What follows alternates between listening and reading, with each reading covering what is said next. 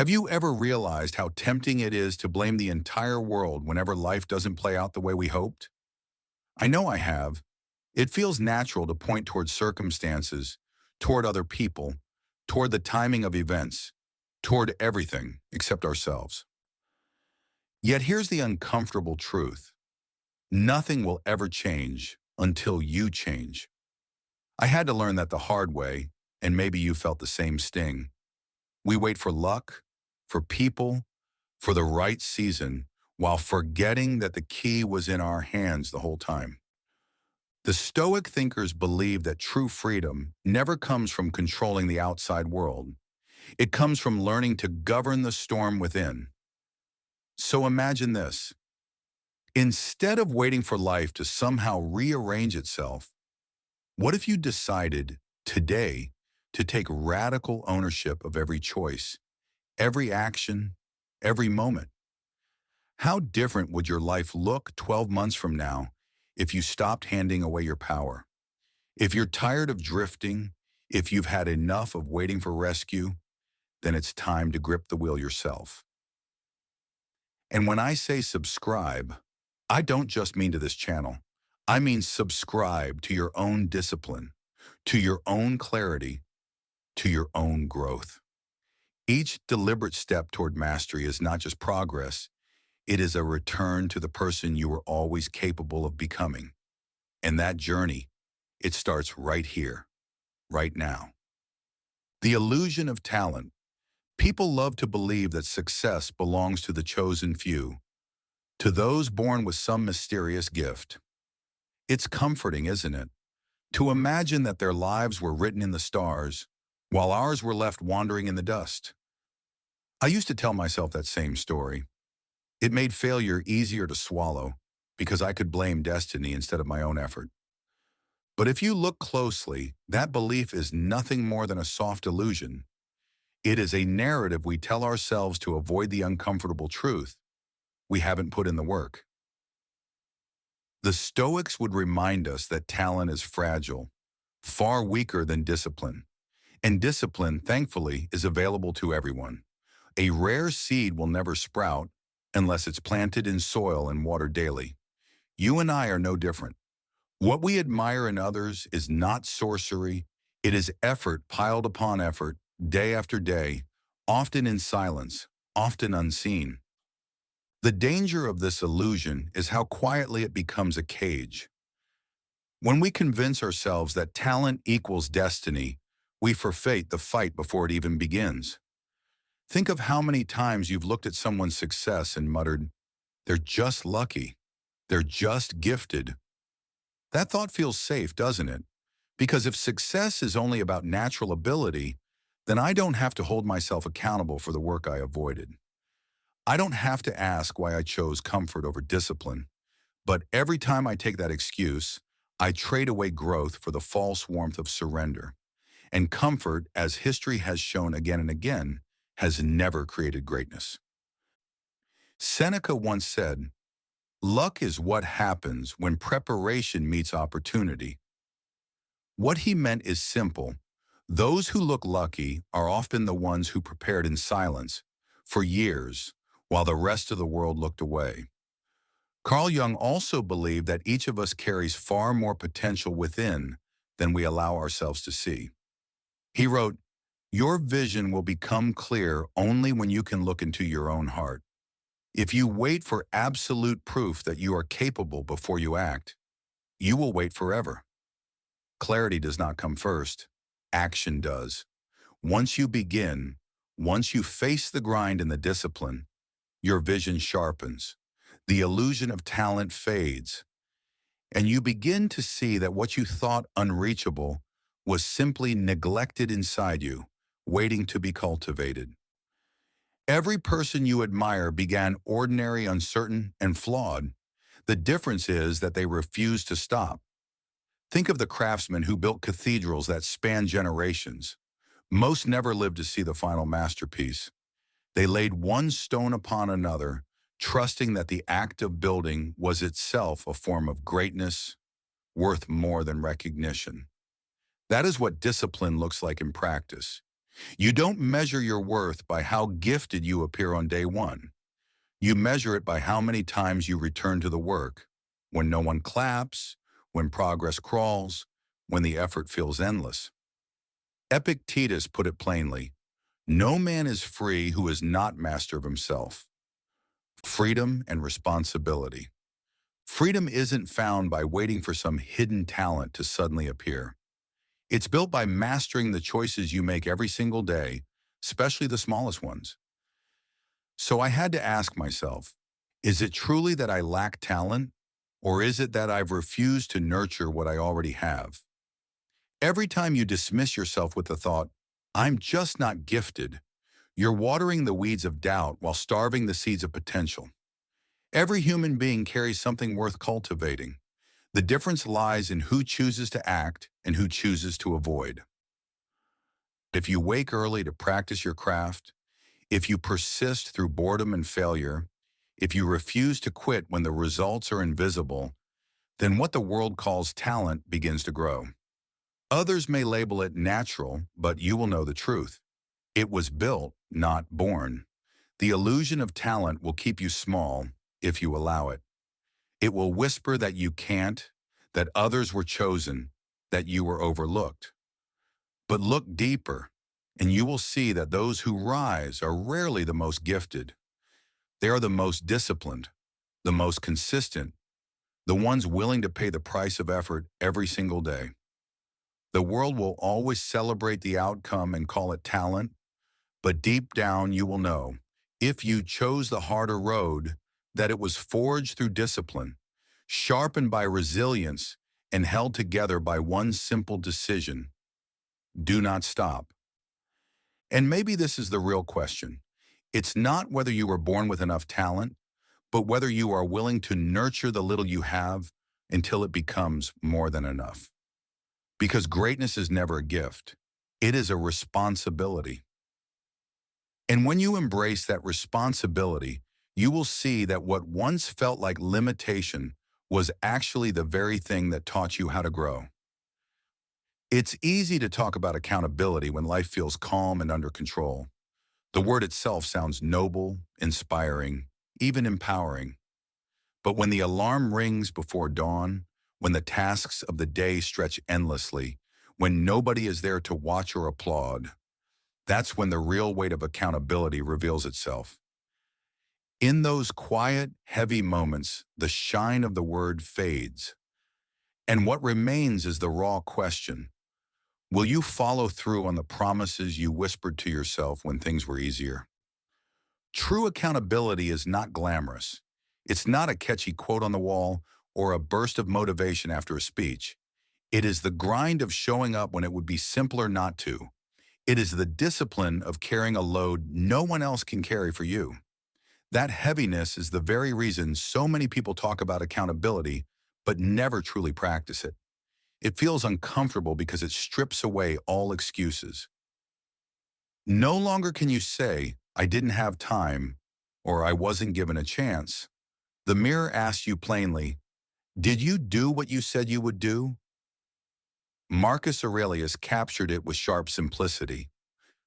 Waste no more time arguing what a good man should be. Be one.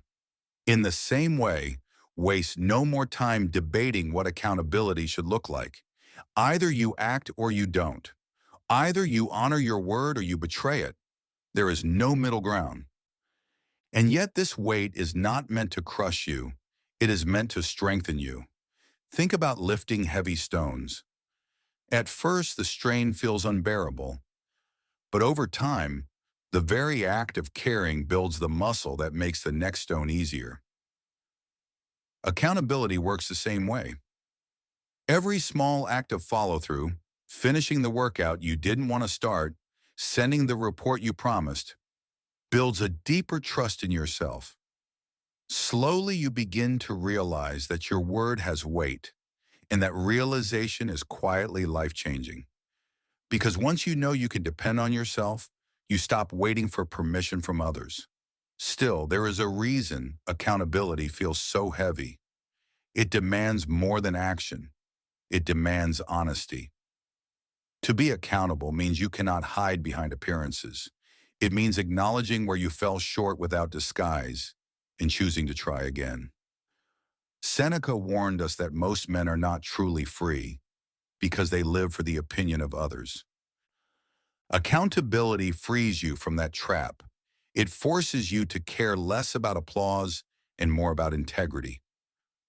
Do you act because it is right or only because someone is watching? That question cuts deeply because it forces you to examine your motives. And it is in that examination that real growth begins. Carl Jung once wrote, "Who looks outside dreams. Who looks inside awakes." Accountability is the act of looking inside with unflinching eyes. It is the daily awakening to the fact that you are responsible for your actions, your choices, your time. This awakening can feel painful because it removes the comforting illusion that circumstances or other people are the reason for your stagnation. But at the same time, it gives you back your power. If you are responsible, then you also have the power to change. The heaviness of accountability is also tied to its loneliness. When you stand accountable, you often stand alone. Others may not understand why you push yourself when no one demands it. They may not see the point of the quiet sacrifices, the hours spent in practice, the discipline maintained when it seems unnecessary. But that solitude is not weakness.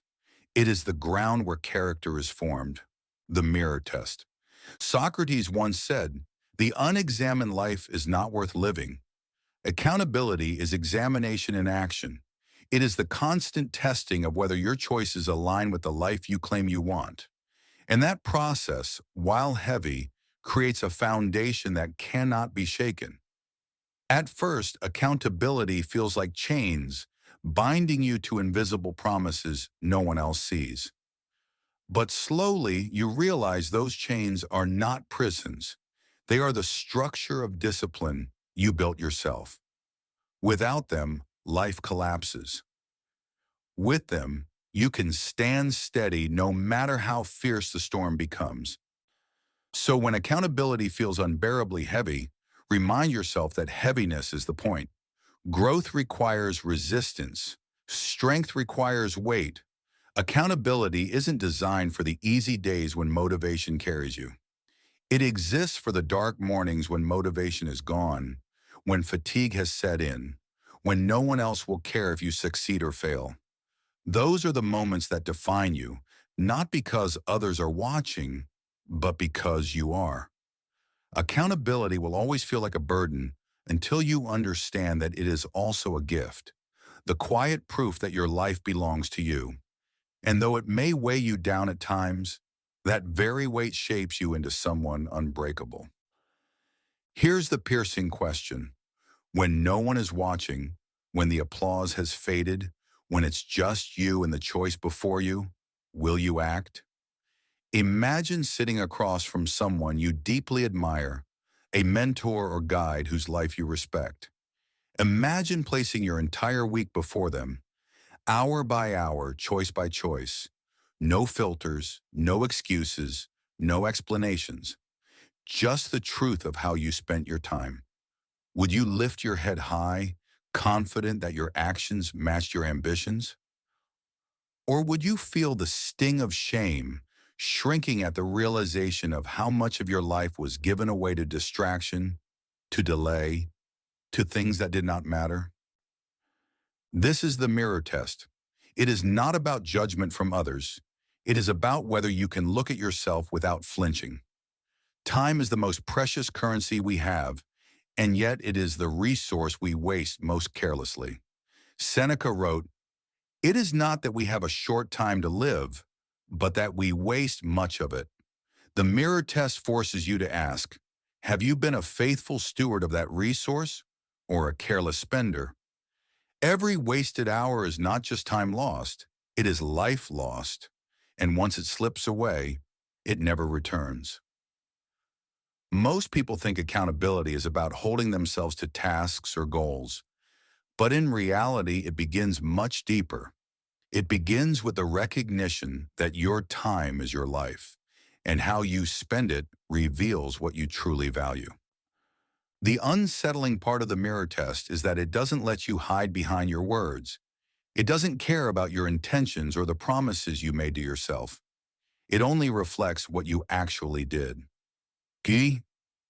If you said you wanted to get healthier but spent your evening scrolling endlessly instead of moving your body, the mirror will not lie. If you said you wanted to build a business but poured your hours into empty entertainment, the truth will be clear. Carl Jung once observed, "You are what you do, not what you say you'll do." That line cuts through all illusions. The mirror test is the place where your actions either align with your vision or expose the gap between who you claim to be and who you truly are. This is why the test feels so heavy.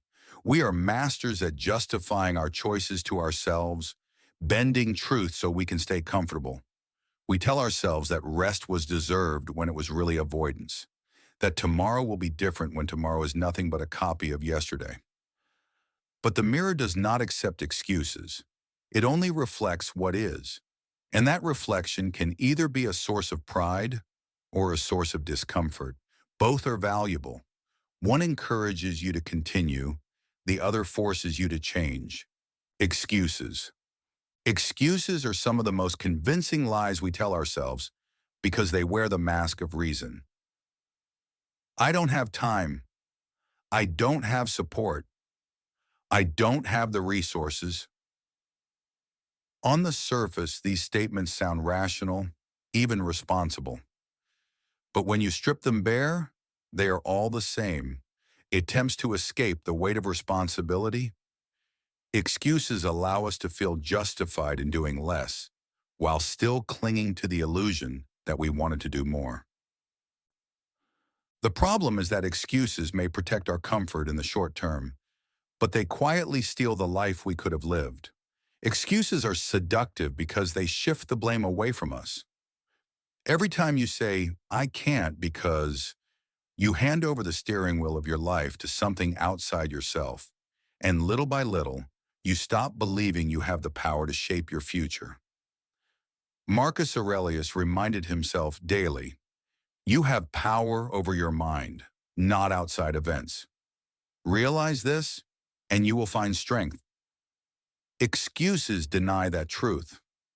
They convince you the problem is always out there, when in reality the solution has always been in here. What makes excuses so dangerous is not only that they delay action, but that they eventually become part of your identity. The more you repeat them, the more you begin to believe them. You convince yourself that you are too busy, too unsupported, too underprepared, and eventually you stop even questioning whether those things are true. You simply live by them as if they were laws written into your life. This is the subtle prison of excuses. You build the bars, you lock the door, and then you complain about being trapped. The truth is, everyone has reasons not to act. Everyone has obstacles, responsibilities, and moments of weakness. What separates those who grow from those who remain stuck is not the absence of obstacles, but the refusal to let excuses define them. Excuses also thrive in comparison. We look at others and say, they had better opportunities, they had more support, they started with more talent, and maybe some of that is true. But the Stoics would remind us, life is not about what you start with, it's about what you do with what you have. Socrates once taught, "He who is not contented with what he has would not be contented with what he would like to have." No, in other words, if you are waiting for conditions to be perfect before you act, you will never begin. Excuses feed on this illusion of perfect timing, but there is no perfect moment. There is only now, and the choice to act or avoid. Think of the hours you've lost to excuses. How many dreams have you delayed because you told yourself the timing wasn't right? How many chances have slipped away because you convinced yourself you weren't ready? Every excuse feels harmless in the moment, But over time, they pile up into regret. And regret is nothing more than the voice of accountability that was ignored for too long. The mirror of your life does not reflect what you wanted to do. It reflects what you actually did. Excuses cannot be seen in that reflection, only the absence of action. The challenge is to see excuses for what they truly are. Thieves of your time, your energy, your potential. Once you name them, they lose part of their power. They stop sounding like logic and begin to sound like avoidance. And in that moment, you reclaim something vital, the ability to choose differently. It will never feel easy. Excuses will always whisper because they know the path of action is uncomfortable. But discomfort is not your enemy. It is your teacher. The Stoics embraced discomfort as a way to grow stronger, to test themselves, to prove that their character was not dependent on ease. When you stop listening to excuses, you begin to see obstacles not as reasons to quit, but as opportunities to rise. And slowly, the very weight that once held you back becomes the resistance that builds your strength. So the next time you hear yourself say, I don't have time, or I don't have support, pause and listen carefully.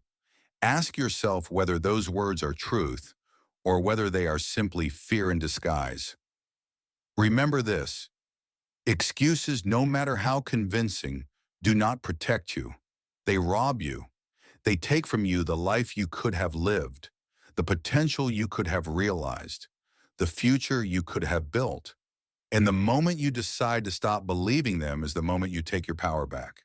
Shame versus disappointment. There is a subtle but crucial difference that people often overlook, one that decides whether you move forward or remain stuck. That difference is between shame and disappointment. Shame whispers that you are broken at your core, that you will never be enough. Disappointment simply tells you that you fell short this time. Shame is heavy, paralyzing, and suffocating. Disappointment, though uncomfortable, can be the spark that fuels growth. Yet most of us confuse the two. We punish ourselves when we should be learning. We drown in self-pity when we should be adjusting our path.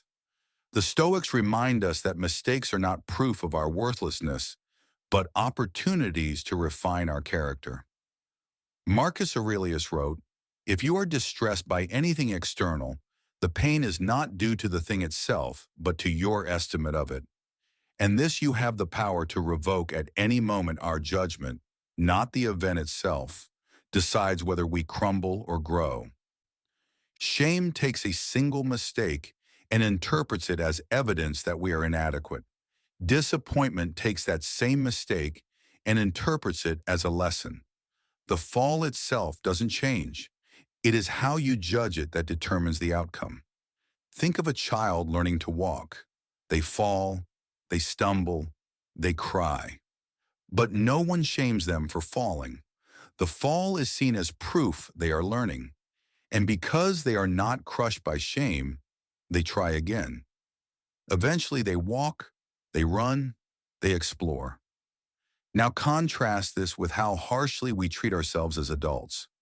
One failure, one rejection, one missed chance, and we collapse into shame, convinced the fall means we are unworthy. But what if we looked at ourselves with the same patience we give to a child? What if we allow disappointment to be a guide that nudges us forward instead of chains that hold us down? Carl Jung once wrote, "I am not what happened to me. I am what I choose to become." Shame keeps you stuck in what happened. Disappointment opens the door to what can still be. This distinction is vital because if you confuse shame with accountability, you end up punishing yourself instead of growing. The Stoic path is not self-condemnation, it is self-examination. You don't deny your errors, but you don't exaggerate them either. You face them clearly, ask what they reveal, and then decide what to do differently next time. In this way, disappointment is actually a form of hope. To feel disappointed means you still care, that you still hold a vision of something better. Shame, on the other hand, steals that vision. It convinces you that no matter what you do, the outcome will always be the same, so you stop trying. Epictetus taught, it's not what happens to you, but how you react to it that matters. Shame locks your reaction in despair. Disappointment, when met with courage, sharpens your response and prepares you to act more wisely. Of course, disappointment still hurts. To fall short of your own expectations stings deeply. But the Stoics embrace that sting as useful. Pain is information. It shows you where to focus, what to improve, what must change. Shame numbs you, whispering that you shouldn't even try because you are doomed to fail. Disappointment keeps you awake, reminding you that you are capable of more. It makes you restless in pursuit of your better self. This is why high achievers often live with a quiet sense of disappointment. They hold themselves to high standards and constantly see where they could do better. But instead of letting that awareness turn into shame, they use it as fuel. It's what pushes an athlete to train harder after a loss. It's what inspires an artist to refine their craft after a weak performance. It's what drives a thinker to keep questioning even after being proven wrong. In this way, disappointment becomes a tool for resilience. Seneca once advised, a gem cannot be polished without friction, nor a man perfected without trials. That friction is disappointment. It is the resistance you feel when you face the gap between where you are and where you want to be.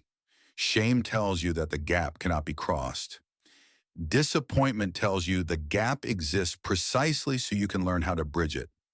Without friction, without falling short, without the ache of dissatisfaction, there is no refinement, only stagnation. So the next time you stumble, pause and ask yourself, am I drowning in shame or am I sitting with disappointment?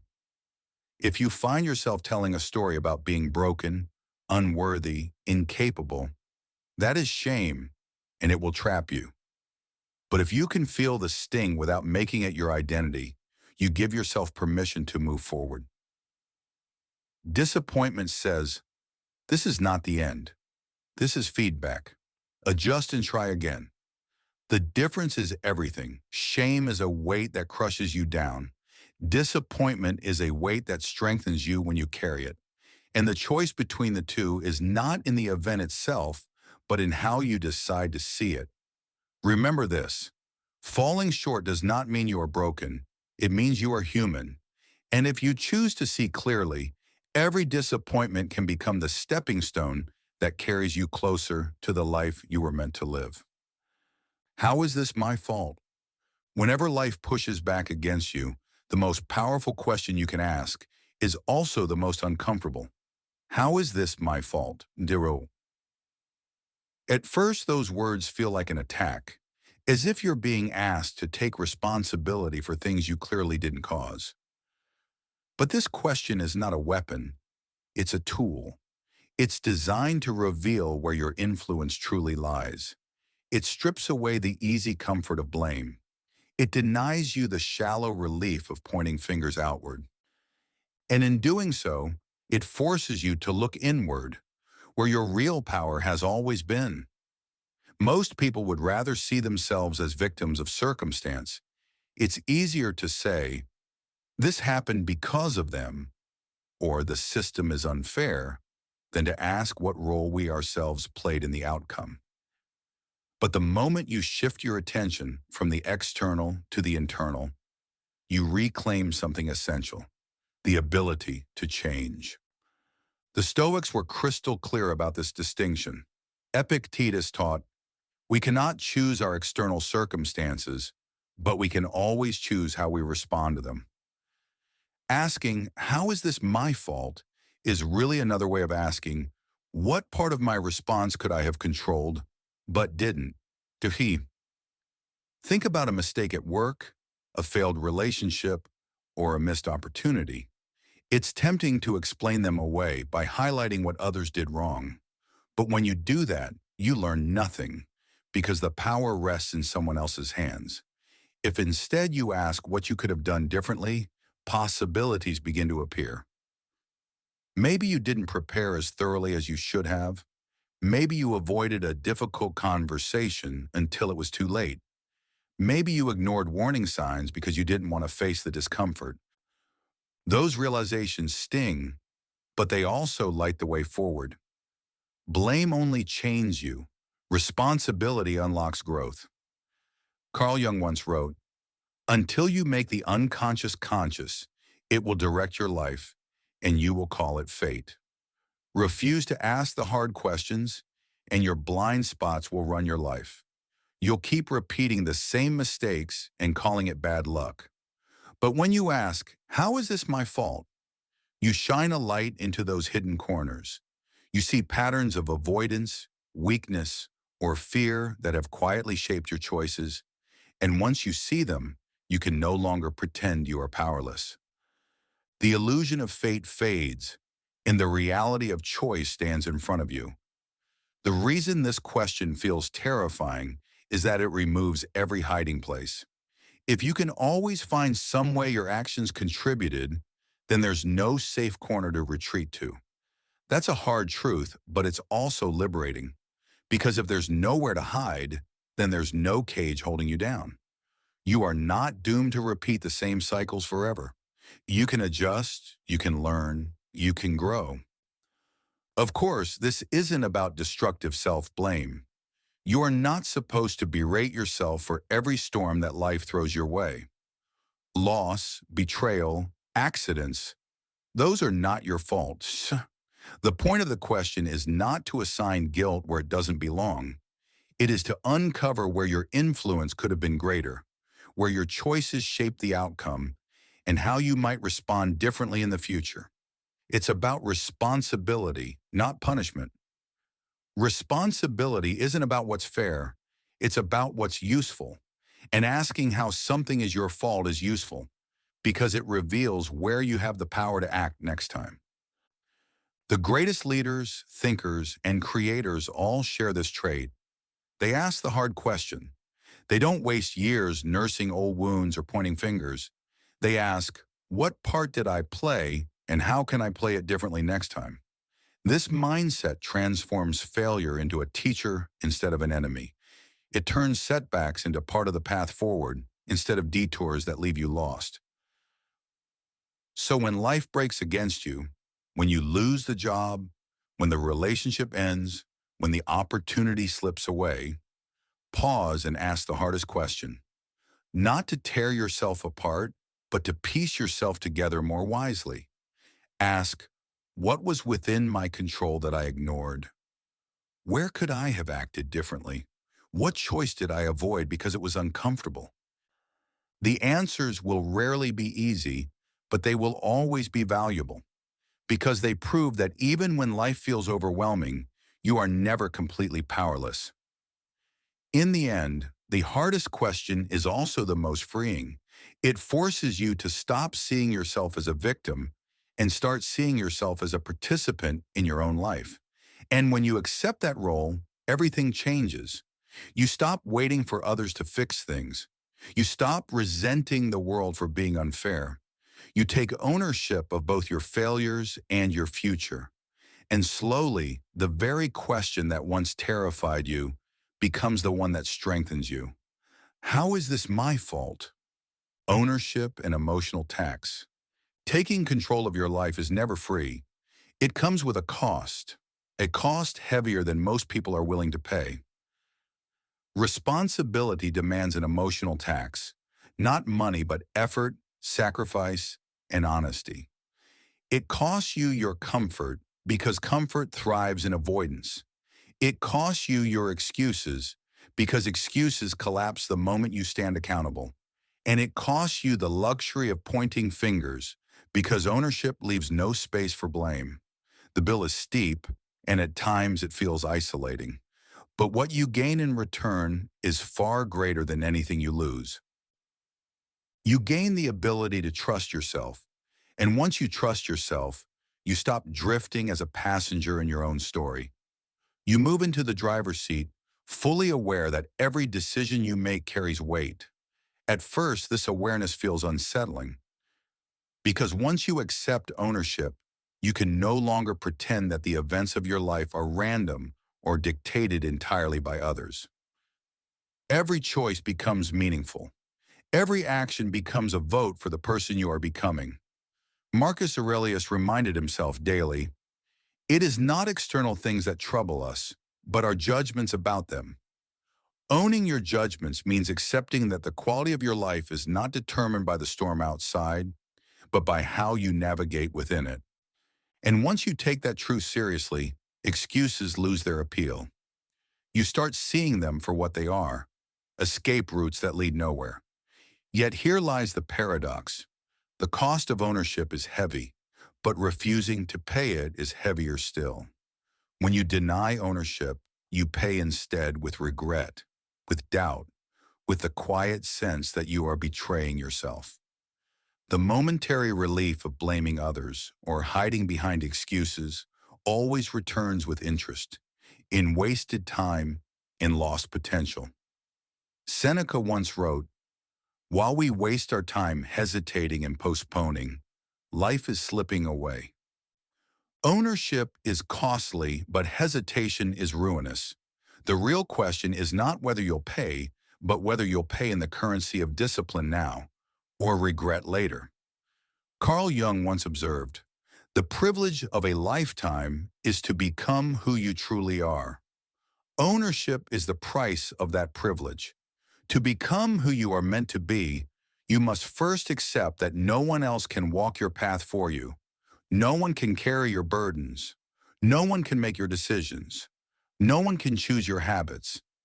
That realization feels overwhelming at first, but it also brings clarity, because the moment you claim everything as yours, your failures, your flaws, your victories, you realize that the life you want is not waiting for someone else to deliver it.